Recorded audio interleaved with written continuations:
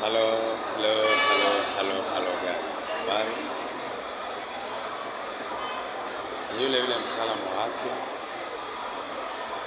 ambaye anaitwa Hussein Shabani, mshauri wa afya, mtaalamu wa afya wa masuala ya tiba asili kutoka kampuni ya Bright Future, kampuni ambayo inafanya kazi kubwa ya kuzalisha bidhaa za afya zinazotokana na mimea, miti, mizizi na magome na vitu vingine vya asili na kwenda kuviweka katika mfumo wa capsules, tablet na kadhalika.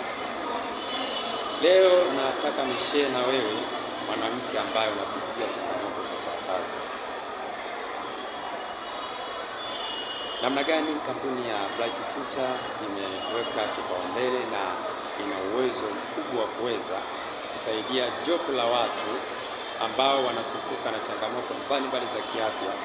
Leo nitalenga upande wa kina dada.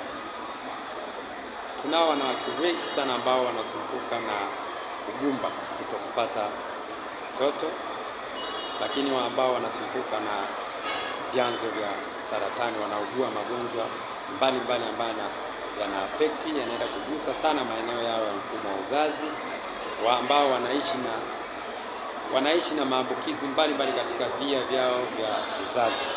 Chanzo kikubwa inawezekana ikawa wanakutana na lifestyle ambao wanaloishi inapelekea wao kuwa vyanzo vya kupata hizo changamoto. Mfano mzuri, mwanamke anapokuwa katika ukuaji wake, kuna changamoto ambazo hazipepeki kwa upande wa mwanamke. Anapokuwa katika ukuaji wake, kuna hatua ambazo anapitia. Hizo hatua asipokuwa makini, inaweza ikawa ni chanzo cha yeye kutengeneza changamoto katika via vyake vya uzazi na kumpelekea kumletea shida hata katika maisha yake yote kiujumla. Kitu cha kwanza, anazaliwa mwanamke